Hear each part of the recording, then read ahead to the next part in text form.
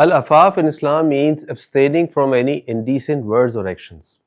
اس سے مراد یہ ہوتی ہے کہ آپ زندگی کے کسی بھی مرحلے میں، کسی بھی مسئلے میں بہت ہی ڈیسنٹ وے میں اپنے کنڈکٹ کو رکھیں. یعنی بعض اوقات انسان کو کسی مال کی ضرورت ہوتی ہے تو وہ اس انداز سے لوگوں سے مانگتا ہے کہ اس سے لگتا ہے کہ یہ تو پروفیشنل ہے. بعض اوقات اس کو کوئی کام کہنا ہوتا ہے تو ایک دم منہ پھٹ ہو جاتا ہے، اور بعض اوقات اس کا اپوزٹ جینڈرز کے ساتھ انٹریکشن ہوتا ہے اور حیا کا معاملہ ہوتا ہے تو اس کے اندر بھی وہ بے حیائی کا مظاہرہ کرتا ہے. ہمارے اس میرج 101 کے تعلق سے ہم العفاف کے جس پرسپیکٹو پہ بات کریں گے وہ ہوگا حیا سے متعلق.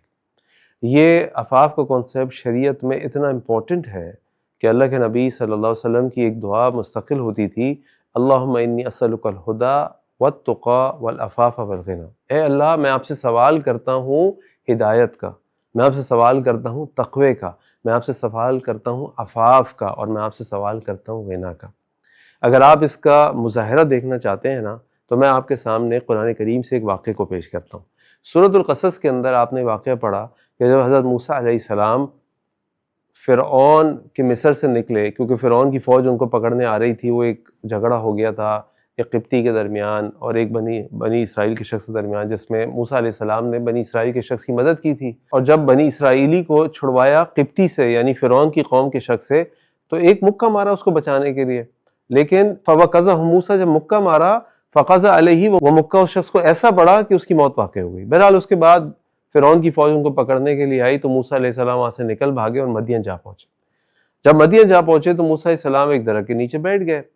وہ ادھر ادھر دیکھنے لگے تو دیکھا کہ ایک پانی کا کنواں ہے، اس پانی کے کنویں میں کئی لوگ اپنے جانوروں کو پانی پلانے کے لیے کھڑے ہیں، اور ایک بھگدڑ سی مچی ہوئی ہے. اور اسی کے درمیان دو خواتین بھی انہوں نے دیکھی جو بڑی حیا کے ساتھ اپنے آپ کو بچاتے ہوئے اپنے جانوروں کو پانی پلانے کے لیے وہاں کھڑی ہوئی تھی. موسیٰ علیہ السلام نے جب یہ دیکھا کہ وہ دونوں خواتین بہت پریشان ہو رہی ہیں، بہت حیادار ہیں، وہ ان کے پاس گئے اور جا کے ان سے بات کی. قال فما خطبکما، کہ تم دونوں کا کیا مسئلہ ہے؟ انہوں نے بتایا کہ ہمارے والد صاحب بڑے ضعیف ہیں اور ہم اپنے جانوروں کو پانی پلانے کے لیے آئے ہیں. بہرحال موسیٰ علیہ السلام نے ان دونوں خواتین کے جانوروں کو پانی پلایا، اور پانی پلانے کے بعد وہ اپنی جگہ پر جا کر بیٹھ گئے.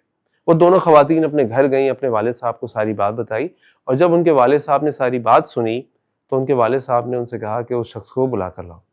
اب ان میں سے ایک خاتون ان کو بلانے کے لیے آئی، اور جب بلانے کے لیے آئی تو انہوں نے کہا کہ ہمارے والد صاحب نے آپ کو بلایا، آئیے آپ میرے ساتھ میرے گھر چلیے. اچھا دیکھیں، ایک نارمل سی بات یہ ہے کہ جو رہنما ہوتا ہے، یعنی جس شخص کو راستے کا پتہ ہوتا ہے وہ آگے چلتا ہے، اور جس کو راستے کا پتہ نہیں ہوتا وہ پیچھے رہتا ہے. تو اصولی طور پہ ان خاتون کو آگے چلنا تھا اور موسیٰ علیہ السلام کو پیچھے چلنا تھا، کیونکہ ان کو پتا تھا کہاں مڑنا ہے، کہاں رکنا ہے، ادھر جانا ہے ادھر جانا ہے. لیکن موسیٰ علیہ السلام نے ان خاتون سے کہا کہ نہیں، ہم ایسے چلیں گے کہ میں آگے چلوں گا اور آپ میرے پیچھے ہوں گی. اگر ہم نے سیدھی طرف جانا ہو تو آپ سیدھی طرف پتھر پھینک دیجیے گا، میں سیدھی طرف مڑ جاؤں گا. اگر آپ نے الٹی طرف جانا ہو تو آپ الٹی طرف پتھر پھینک دیجیے گا، میں الٹی طرف مڑ جاؤں گا. اس طرح موسیٰ علیہ السلام ان خاتون کے ساتھ ان کے والد سے ملنے ان کے گھر گئے. اب سوال ہی پیدا ہوتا ہے کہ موسیٰ علیہ السلام نے ایسا کیوں کیا؟ موسیٰ علیہ السلام کو اپنی عفاف کی فکر تھی.